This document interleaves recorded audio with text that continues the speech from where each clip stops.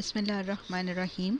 Free electrons and crystals, free electron model के सिलसिले का आज हमारा लेक्चर 10 है। आज हम पढ़ेंगे the electrical resistivity of metals, metals की इलेक्ट्रिकल रेजिस्टिविटी। इससे पहले हमने मेटल्स की इलेक्ट्रिकल कंडक्टिविटी को डिस्कस किया। आज हम रेजिस्टिविटी के बारे में पढ़ेंगे। Metals are extremely good conductors of electricity. Large number of free electrons excited into free empty states above the Fermi energy level. Metals जो हैं वो जनरली क्या होती हैं, वो बहुत अच्छे कंडक्टर्स साबित होती हैं इलेक्ट्रिसिटी के लिए। क्यों? क्योंकि इनमें फ्री इलेक्ट्रॉन्स की तादाद बहुत होती है। फ्री इलेक्ट्रॉन्स की प्रेजेंस की वजह से मेटल्स जो हैं वो good conductors of electricity consider की जाती हैं। इसके अलावा हमने जैसे कि मेटल्स के बारे में डिटेल में पढ़ा है, हमें पता है कि फर्मी एनर्जी से अबव जो एनर्जी लेवल्स होते हैं, इलेक्ट्रॉन्स जो हैं वो उनमें इजीली एक्साइटेड, मेटल्स के इलेक्ट्रॉन्स उनमें इजीली एक्साइटेड हो सकते हैं और वो फ्री इलेक्ट्रॉन्स जो हैं उनकी एनर्जी हाई होती है। इसलिए इलेक्ट्रिक फील्ड अप्लाई करने पे मेटल्स में से इलेक्ट्रॉन्स जो हैं वो इजीली फ्लो करते हैं।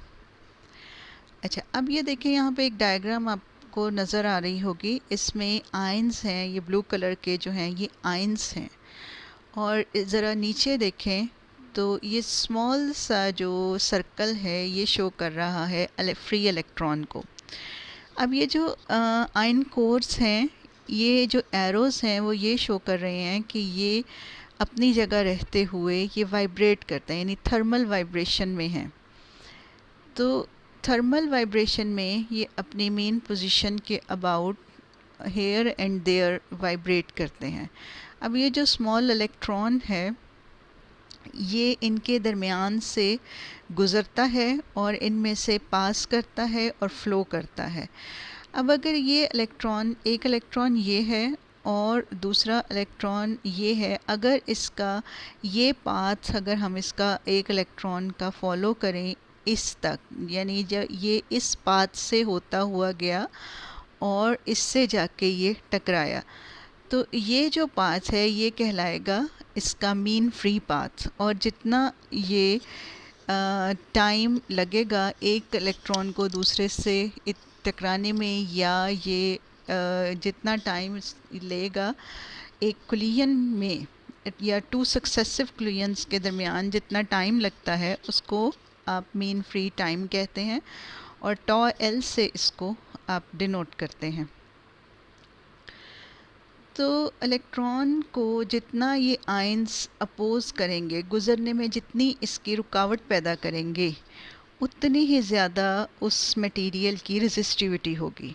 यानी अगर ये थर्मली ज़्यादा वाइब्रेट करेंगे, यानी बहुत दूर तक वाइब्रेशन में इनका एम्पलीट्यूड अगर बढ़ जाएगा, तो ये ज़्यादा इसको हिंडर करेंगे, इसको ज़्यादा अपोज करेंगे। इससे क्या होगा, रेजिस्टिविटी बढ़ जाएगी।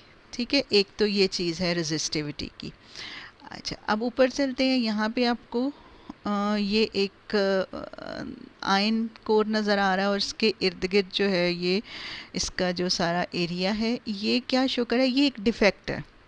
क्रिस्टलाइन डिफेक्ट्स के बारे में आप अच्छी तरह जानते हैं कि डिफेक्ट्स कौन कौन से होते हैं। वैकेंसीज होती हैं, ग्रेन बाउंड्रीज होती हैं, इंटरस्टिशियल एटम्स होते हैं।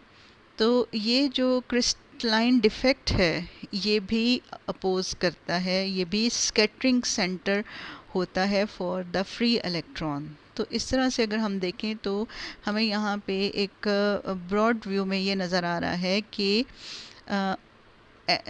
फ्री इलेक्ट्रॉन्स की मूवमेंट को जो चीज़ जिसमें रुकावट डाल रही है वो थर्मल वाइब्रेशन है लेटिस एटम्स की और इम्प्योरिटी एटम्स हैं। तो जितने ज़्यादा क्रिस्टलाइन डिफेक्ट्स होंगे उससे रेजिस्टिविटी बढ़ेगी। इसके अलावा जितना हाई टेम्परेचर होगा उससे भी रेजिस्टिविटी बढ़ेगी। तो पहले हम ये देखते हैं कि बेसिकली रेजिस्टिविटी होती क्या है। रेजिस्टिविटी को आप डिनोट करते हैं rho is equals to 1 over sigma, जिसमें सिग्मा क्या है, सिग्मा इज़ द कंडक्टिविटी, यानी रेसिप्रोकल ऑफ कंडक्टिविटी कहलाती है रेजिस्टिविटी। ये एक कंडक्टर आप देख सकते हैं, इस कंडक्टर में इलेक्ट्रिक फील्ड अप्लाई किया हुआ है। इलेक्ट्रिक फील्ड की ये डायरेक्शन है टुवर्ड्स राइट टू लेफ़्ट, और इस इलेक्ट्रिक फील्ड की प्रेजेंस में जो इलेक्ट्रॉन्स हैं वो ड्रिफ्ट कर रहे हैं, और करंट डेंसिटी जो है वो Jx है। अब इसको, इन इलेक्ट्रॉन्स को जितनी अपोजिशन इस कंडक्टर की तरफ से मिल रही है वो रेजिस्टिविटी है। Resistivity is the measure of the resistance of a given size of a specific material to electrical conduction. Conduction को जितनी अपोजिशन मिलेगी वो रेजिस्टिविटी है। रेजिस्टिविटी में ऑल्सो भी refer to as the specific electrical resistance. बाज़ औक़ात हम रेजिस्टिविटी को इलेक्ट्रिकल स्पेसिफिक रेजिस्टेंस भी कहते हैं, या स्पेसिफिक इलेक्ट्रिकल रेजिस्टेंस, या फिर वॉल्यूम रेजिस्टिविटी भी कहते हैं, लेकिन ये टर्म्स जो हैं वो ज़रा कम इस्तेमाल होती हैं, ज़्यादातर हम रेजिस्टिविटी ही यूज़ करते हैं। Although materials resist the flow of electrical current, some are better at conducting it than others. Materials जो भी हमारे पास होते हैं वो इलेक्ट्रिकल, हर मटेरियल जो है वो लेटिस आयंस की वजह से जो इलेक्ट्रिकल करंट है उसे अपोज करता है। हर मटेरियल जो है अपोजिशन प्रोवाइड करता है, लेकिन ये होता है कि कुछ में कंडक्शन बहुत अच्छे होती है और कुछ में कंडक्शन जो है, कुछ में अपोजिशन ज़्यादा होती है, तो एक दूसरे से इनका डिफरेंस होता है। The resistivity is a figure that enables comparison of the way in which different materials allow और रेजिस्ट करंट फ्लो। इस तरह से जो रेजिस्टिविटी है वो हमें ये बताती है, डिफरेंट मटेरियल्स में हमें एक कंपैरिजन देती है कि कौन सा मटेरियल ज़्यादा अच्छा करंट को फ़्लो करने देगा या फ़्लो करवाएगा। Materials that conduct electrical current easily are called conductors and have a low resistivity. वो मटेरियल्स जिनकी रेजिस्टिविटी लो होती है उनको आप कंडक्टर्स कहते हैं। Those that do not conduct electricity easily are called insulators and these materials have very high resistivity. जबकि जिन materials में से करंट इजीली पास नहीं कर सकता या चार्ज फ्लो नहीं कर सकता और उनकी रेजिस्टिविटी जो है वो बहुत हाई होती है, उनको हम इंसुलेटर्स कहते हैं। हमारा जो टॉपिक है उसका मेन फोकस है रेजिस्टिविटी ऑफ मेटल्स, क्योंकि हम पढ़ रहे हैं फ्री इलेक्ट्रॉन थ्योरी, और फ्री इलेक्ट्रॉन्स जो हैं वो किस में ज़्यादातर होते हैं, वो मेटल्स में मौजूद होते हैं। एट 300 केल्विन यानी कि तकरीबन रूम टेम्परेचर पे the electrical resistivity is mostly dominated by collision of free electrons with phonons of the vibrating atoms. जो मेटल्स की रेजिस्टिविटी है रूम टेम्परेचर पे वो किस वजह से होती है, वो फ्री इलेक्ट्रॉन्स की कुलियन होती है, किन के साथ, फोनॉन के साथ। आपको पता है फोनॉन इज़ द एनर्जी पैकेट, और ये लेटिस वाइब्रेशंस की वजह से ओरिजिनेट होते हैं। तो फोनॉन्स की से जब इलेक्ट्रॉन्स टकराते हैं ड्यूरिंग द फ्लो, तो जितनी रेजिस्टिविटी उनको मिलती है या जितना रेजिस्टेंस उनको मिलता है वो कहलाता है resistivity of that metal. At low temperatures, room temperature से कम के टेम्परेचर पे चले जाएं, बहुत कम यानी कि जितना कि तकरीबन एब्सोलूट ज़ीरो के करीब, जिसको आप लिक्विड हीलियम टेम्परेचर भी कहते हैं। Resistivity is due to collision of electrons with impurity atoms और अदर इम्परफेक्शंस। अब जब आप बहुत ही लो टेम्परेचर्स पे चले जाते हैं, नियरली 0 केल्विन, तो क्या होता है कि थर्मल वाइब्रेशंस ख़त्म हो जाती हैं, एटम्स अपनी जगह पे वाइब्रेट नहीं करते या बहुत ही उनका एम्पलीट्यूड ऑफ वाइब्रेशन बहुत ही कम हो जाता है। ऐसे में अगर रेजिस्टिविटी फिर भी इलेक्ट्रॉन्स को मिलती है या रेजिस्टेंस या मिलता है, तो वो किस वजह से मिल रहा है, वो मिल रहा है इम्प्योरिटी एटम्स की वजह से या फिर क्रिस्टलाइन इम्परफेक्शंस की वजह से। क्रिस्टलाइन इम्परफेक्शंस में क्या क्या शामिल होता है, वैकेंसीज होती हैं, डिसलोकेशंस होती हैं, ग्रेन बाउंड्रीज होती हैं, ठीक है, that are present in a real crystal. कोई भी रियल क्रिस्टल जो है वो इन इम्परफेक्शंस से बिल्कुल इनके बगैर नहीं होता। इसलिए रियल क्रिस्टल्स में लो टेम्परेचर्स पे जो रेजिस्टिविटी होती है, it is due to the imperfections. Due to this fact, the resistivity of a metal containing imperfections can be written as, इसीलिए हम रेजिस्टिविटी को लिखते हैं रो। टोटल रेजिस्टिविटी हमारे पास किसी भी मेटल की होती है rho is equals to rho L plus rho I. अब इसमें देखें दो तरह की रेजिस्टिविटीज़ हैं। रो एल क्या है? It resistivity due to lattice vibrations, L for lattice. तो लेटिस वाइब्रेशंस की वजह से जो रेजिस्टिविटी है वो रो एल कहलाती है।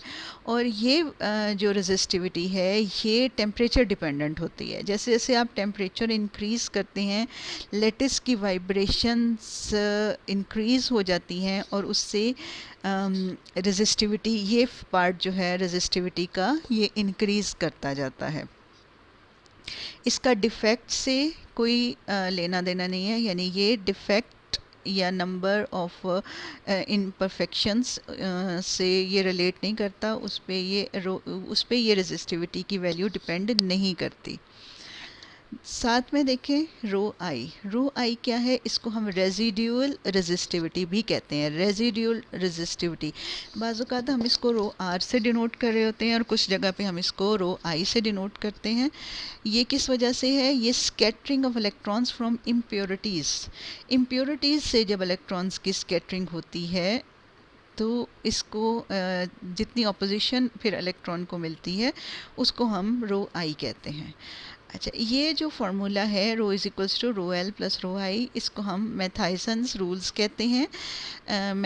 मैथाइसन ने ये रूल दिया था और उसी के नाम पे हम इसको मैथाइसन्स रूल कहते हैं। Matthiessen's rules gives the overall resistivity of the metal as the sum of individual resistivities of scattering from the thermal vibration, impurities and crystal defects। ठीक है, ये मैथाइसन्स रूल हमें ओवरऑल किसी भी मेटल की रेजिस्टिविटी के बारे में बताता है, जो कि सम है, इंडिविजुअल रेजिस्टिविटीज़ का सम है। इंडिविजुअल रेजिस्टिविटीज़ हमें किस किस वजह से मिलती हैं? थर्मल वाइब्रेशंस की वजह से रेजिस्टिविटी, इम्प्योरिटीज़ की वजह से रेजिस्टिविटी, क्रिस्टल डिफेक्ट्स की वजह से रेजिस्टिविटी। बेसिकली रेजिस्टिविटी क्यों है? It is the resistivity is the measure of opposition. ठीक है, तो to the flow of electrons. तो इलेक्ट्रॉन्स जब फ्लो कर रहा होता है तो वो स्कैटर होता है तो उसको अपोजिशन मिलती है। तो जो भी स्कैटरिंग सेंटर्स हैं वो अपोज करते हैं इलेक्ट्रॉन के फ्लो को। More than one scattering mechanism can be present. किसी भी मेटल में जो स्कैटरिंग मैकेनिज़्म है वो एक से ज़्यादा मौजूद हो सकते हैं। वो स्कैटरिंग मैकेनिज़्म किन किन वजूहात की बिना पे हो सकते हैं? लेटिस स्कैटरिंग हो सकती है, यानी जो लेटिस है खुद उसके एटम्स जब वाइब्रेट करते हैं तो वो इलेक्ट्रॉन्स को स्कैटर करते हैं, उनको डिफ्लेक्ट कर देते हैं, उनका रास्ता चेंज कर देते हैं। फिर डिफेक्ट स्कैटरिंग, जो भी डिफेक्ट मौजूद है वो स्कैटर करता है इलेक्ट्रॉन को। इम्प्योरिटी स्कैटरिंग, इसके अलावा कोई दूसरा एटम जो लेटिस में मौजूद हो उसका साइज़ ज़ाहिर है बड़ा होगा लेटिस के एटम से या बहुत छोटा होगा, तो वो भी एक तरह का स्कैटरिंग सेंटर होता है। As scattering processes are in parallel, we add the TOS in parallel. Parallel होने का मतलब ये है कि जो भी स्कैटरिंग प्रोसेस है वो एक दूसरे पे डिपेंड नहीं कर रहा, वो इंडिपेंडेंट है। अगर लेटिस के आयंस या एटम्स स्कैटर कर रहे हैं तो उनकी अपनी स्कैटरिंग है, और डिफेक्ट्स की वजह से अगर स्कैटरिंग है तो वो एक अलग स्कैटरिंग है। तो मुख्तलिफ़ किस्म की स्कैटरिंग्स एक ही मेटल में अगर इकट्ठी हो जाती हैं तो हम इनको ऐड कर सकते हैं, ये एक दूसरे पे डिपेंड नहीं करती। तो 1/τ इज़ इक्वल्स टू 1/τ1 प्लस 1/τ2। जितना ज़्यादा टॉ होगा, यानी कुलियन के दरमियान जितना टाइम होगा, जितना ज़्यादा टाइम लगेगा, रेजिस्टिविटी उतनी ही स्मॉल होगी। और अगर बार बार कोलिजन होगी और टाइम शॉर्ट हो जाएगा तो रेजिस्टिविटी उतनी लार्ज होगी। तो मतलब क्या है कि रेजिस्टिविटी इज़ प्रोपोर्शनल टू 1/τ, या resistivity is inversely proportional to mean free time. Assume या रिलैक्सेशन टाइम भी आप इसको कहते हैं। Assuming independence of scattering, find resistivity add like a series effect. हम रेजिस्टिविटी फाइंड कर सकते हैं कि जैसे इनको इंडिपेंडेंट टॉज को हम ऐड कर लें, और यही मैथाइसन्स रूल है। 1/τ is equals to 1/τ phonons plus 1/τ defects. अब डिफेक्ट्स की वजह से जो मीन फ्री टाइम है और फोनॉन्स की वजह से जो है इनको ऐड कर लें, तो टोटल रेजिस्टिविटी प्रोपोर्शनल होती है 1/τ के। फोनॉन्स की रेजिस्टिविटी प्रोपोर्शनल है 1/τ फोनॉन्स के, और इसी तरह डिफेक्ट्स की रेजिस्टिविटी जो है, डिफेक्ट्स की वजह से जो रेजिस्टिविटी है वो प्रोपोर्शनल है 1/τ डिफेक्ट्स के। ठीक है, ये फिगर मैं आपको पहले ही एक्सप्लेन कर चुकी हूँ। At low temperatures, scattering due to phonons is negligible due to limited vibrations. मैंने पहले भी अभी जिक्र किया कि टेम्परेचर जब बहुत ही लो हो जाता है, अप्रॉक्सीमेटली 0 केल्विन के करीब, फोनॉन्स की वजह से या थर्मल वाइब्रेशंस की वजह से जो स्कैटरिंग है वो लिमिटेड हो जाती है, ना होने के बराबर हो जाती है। Therefore, as tau approaches to 0 Kelvin, mean free time approaches to infinity. अब चूँकि टॉ जो है वो 0 केल्विन को, टी जो है वो 0 केल्विन को अप्रोच करेगा, तो टॉ जो है वो इन्फिनिटी की तरफ चला जाएगा। यानी अगर लेटिस के एटम्स हिंडर नहीं कर रहे, अपोज नहीं कर रहे, तो एक कुलियन से दूसरी कुलियन के दरमियान टाइम बहुत बढ़ जाएगा। इतना बढ़ जाएगा कि हम इसको कह सकते हैं कि that approaches to infinity. Ensuring no collision with phonons, और फोनॉन्स के साथ कोई कुलियन नहीं हो रही। So rho is equals to rho I. हमने अभी पीछे पढ़ा क्या कि rho is equals to rho I plus rho L. तो 0 केल्विन पे रो एल जो है वो तकरीबन इग्नोर कर रहे हैं हम, वो 0 के इक्वल हो गया, तो बाकी फिर आपके पास रो इज़ इक्वल्स टू रो आई रह गया। This is in agreement with the experimental results. Results of sodium shows, अगर हम एक सोडियम के हमने कुछ रिज़ल्ट्स लिए हों, और अगर हम सोडियम के रिज़ल्ट्स ने हमें ये शो किया कि रो आई 0 यानी 0 केल्विन पे जो इम्प्योरिटी या डिफेक्ट्स की वजह से रेजिस्टिविटी है, can have different values due to difference in impurity concentration. यानी सोडियम के अगर आप डिफरेंट सैम्पल्स लें, कुछ में डिफेक्ट्स या इम्प्योरिटीज़ ज़्यादा हों और कुछ ज़्यादा प्योर हों, तो 0 केल्विन जब आप करेंगे तो थर्मल तो ख़त्म हो जाएगा, यानी थर्मल वाइब्रेशंस की वजह से रेजिस्टिविटी तो ख़त्म हो गई। तो बाकी जो उसकी इम्प्योरिटी की वजह से रेजिस्टिविटी है वो फिर सैम्पल टू सैम्पल वेरी कर रही है। जिसमें ज़्यादा इम्प्योरिटीज़ हैं उसमें उस सैम्पल की रेजिस्टिविटी जो है वो हाई होगी।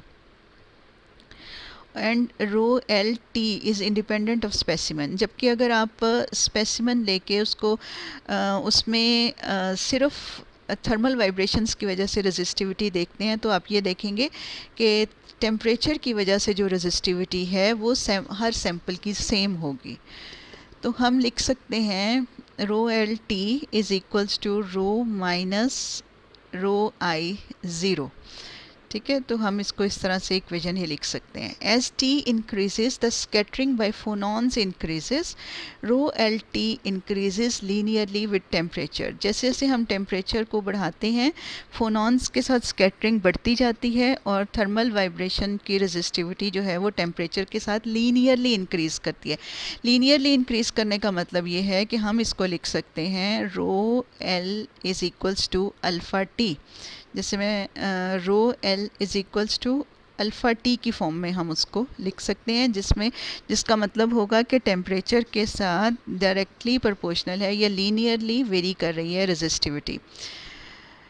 मैथिसन्स rule become less accurate at high temperature और at high impurity content. Matthiessen's rule जो है वो अगर टेम्परेचर आप बहुत हाई कर देंगे तब भी वो इतना ज़्यादा एक्यूरेट नहीं रहता, और अगर इम्प्योरिटी कंटेंट हाई कर देते हैं तो भी मैथेसन्स रूल जो है वो अप्लाई नहीं होता। अब यहाँ पे कुछ प्लॉट्स हैं। ये पहले प्लॉट में आप देखें, ये है रेजिस्टिविटी ऑफ कॉपर। कॉपर की रेजिस्टिविटी एक्सपेरिमेंटली फाइंड की हुई है from lowest to highest temperature, और डिफरेंट, ये एक्स एक्सिस पे आप देखें डिफरेंट टेम्परेचर्स हैं। 1 है, फिर 10 केल्विन है, फिर 100 केल्विन है, फिर 1000 केल्विन है, 10,000 केल्विन है, जबकि यहाँ पे कॉपर की रेजिस्टिविटी ली हुई है। तो कॉपर की रेजिस्टिविटी ज़रा यहाँ से देखें कि बिल्कुल अगर हम ऊपर से चलें, ऊपर से स्टार्ट करते हैं, जैसे जैसे जैसे जैसे हम टेम्परेचर को डिक्रीज़ कर रहे हैं, ये देखें ये टेम्परेचर डिक्रीज़ कर रहे हैं, हम ऊपर से नीचे आ रहे हैं, टेम्परेचर को डिक्रीज़ किया तो रेजिस्टिविटी कम होती जा रही है।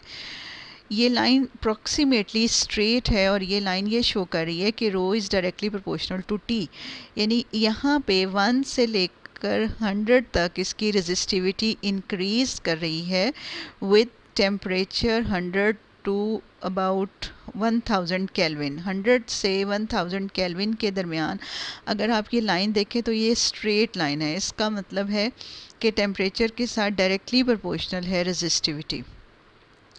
अगर हम मज़ीद टेम्परेचर कम करें, 100 केल्विन से 10 केल्विन के दरमियान में आएँ, तो ये लाइन बिल्कुल ऐसे स्टीप हो रही है, बड़ी तेज़ी से रेजिस्टिविटी जो है वो डिक्रीज़ करेगी, और यहाँ से ये लाइन हमें शो कर रही है कि rho is directly proportional to 10⁵, sorry T⁵.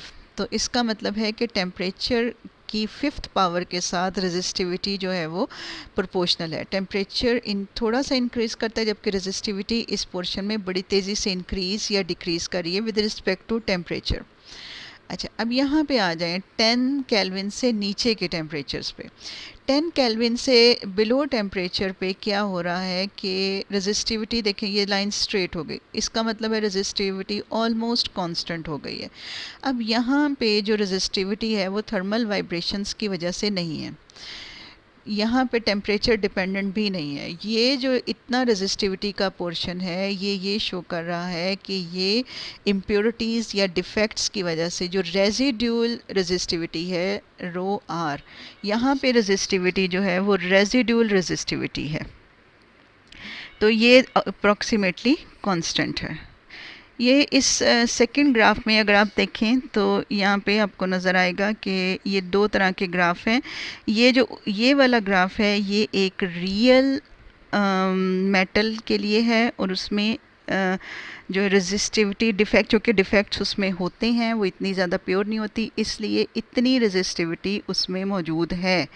0 kelvin पे चले जाएं तो रेजिस्टिविटी बिल्कुल ज़ीरो नहीं हो रही, लेकिन ये साथ वाला जो ग्राफ है ये शो कर रहा है कि रेजिस्टिविटी जो है ये एक बहुत ही ज़्यादा प्योर मेटल है जिसमें रेजिस्टिविटी बिल्कुल ज़ीरो हो रही है। 0 केल्विन पे रेजिस्टिविटी बिल्कुल ज़ीरो हो रही है, क्योंकि इसमें डिफेक्ट्स नहीं है, इसमें इम्प्योरिटी नहीं है। तो ये 2 तरह के ग्राफ जो हैं 2 डिफरेंट सैम्पल्स के हैं, और ये यही शो करें इनका जनरल ट्रेंड एक जैसा ही है। यहाँ से लेकर ऊपर तक जो रेजिस्टिविटी है वो टेम्परेचर डिपेंडेंट है, जबकि यहाँ से नीचे तक जो रेजिस्टिविटी है वो डिपेंडेंट है डिफेक्ट्स पे। अब हमारे पास है simple method to estimate impurity and perfection of a metal. अगर हमें किसी मटेरियल या सैंपल या मेटल में इम्प्योरिटी या उसकी परफेक्शन को चेक करना है, तो हम उसमें ये रेजिस्टिविटी डिफरेंट टेम्परेचर्स पे हम रेजिस्टिविटीज़ लेके उसका रेशो लेके तो हम इसको एस्टिमेट कर सकते हैं। The overall impurity and perfection in metals can also be estimated by measuring the ratio. हम ये कर सकते हैं कि 300 केल्विन पे टोटल रेजिस्टिविटी फाइंड करें और उसको डिवाइड कर दें 4.2 केल्विन की रेजिस्टिविटी पे, यानी 2 टेम्परेचर्स पे हम रेजिस्टिविटी लें और उसके बाद उनको डिवाइड कर दें। इससे हमें ये पता चलेगा कि जो सैंपल या मटेरियल है वो किस हद तक प्योर है या उसमें कितनी इम्प्योरिटी है। As at liquid helium temperature 4.2 Kelvin rho is equals to rho I, the resistivity ratio is approximately. हम ये है कि 4.2 केल्विन पे हमें ये पता है कि रो जो है वो रो आई के इक्वल रह जाती है, यानी इसमें रो एल जो है वो ज़ीरो हो जाता है। तो फिर 4.2 केल्विन की बजाय आप इसको रो आई लिख दें, और ऊपर जो है ये रो 300 केल्विन, इसको आप लिख सकते हैं रो एल प्लस रो आई की फॉर्म में। ठीक है, यानी ये टेम्परेचर डिपेंडेंट पार्ट है और ये डिफेक्ट्स डिपेंडेंट पार्ट है। तो इस तरह से आप इसमें ये मैथाइसन्स रूल अप्लाई कर सकते हैं। कुछ एक्सपेरिमेंट से ये देखा गया कि chemically pure and perfect metals the resistivity ratio में बी एज हाई एज 10⁻⁶। जो बहुत ही ज़्यादा प्योर और परफेक्ट मेटल्स थी, यानी जिनमें इम्प्योरिटीज़ ना होने के बराबर हैं, तो डेफिनेटली रो आई उनका बहुत ही स्मॉल होगा, यानी रेजिस्टिविटी ड्यू टू डिफेक्ट्स उनका बहुत ही स्मॉल होगा। तो अगर ये डिनोमिनेटर बहुत स्मॉल है तो ये रेशियो बहुत हाई होगा। तो परफेक्ट मेटल्स के लिए ये रेशो 10⁻⁶ के लगभग होता है। जो कि वो मेटल्स जो केमिकली प्योर होती हैं और परफेक्ट होती हैं, उनके लिए रेशो 10⁻⁶ होता है। फॉर कमर्शियली प्योर मटेरियल्स, लेकिन चूँकि मटेरियल्स इतने ज़्यादा प्योर नहीं बनाए जा सकते, कमर्शियल मटेरियल्स में इम्प्योरिटी रखनी भी पड़ती है ताकि उनकी स्टेबिलिटी हो। तो this ratio is of the order of 10⁻²। And for some alloys, alloys आपको पता है ना कि मेटल्स 2 या 3 या 4 मेटल्स का मिक्सचर होता है, उसको हम एलॉय कहते हैं। तो एलॉय में तो ये रेशियो जो है ये 1 होता है, यानी जैसे जैसे इस रेशियो की वैल्यू डिक्रीज़ करती जाएगी उतनी ही ज़्यादा इम्प्योरिटी इंक्रीज़ करती जाएगी। तो मतलब एलॉयज़ की इम्प्योरिटी सबसे ज़्यादा होती है। Matthiessen's rule is not always valid. अक्सर जो है ये रूल, अभी मैंने पहले भी आपको बताया कि बहुत हाई टेम्परेचर्स पे या बहुत ज़्यादा हाई कंटेंट ऑफ इम्प्योरिटीज़ पे मैथाइसन्स रूल जो है वो वैलिड नहीं रहता। Calculation of resistivity due to lattice vibrations have been successful in some metals. Matthiessen's rule की बिना पे रो एल आप सम मेटल्स में बड़ा सक्सेसफुल ये रहा है, लेकिन empirically one finds that rho L is rather well represented by universal function.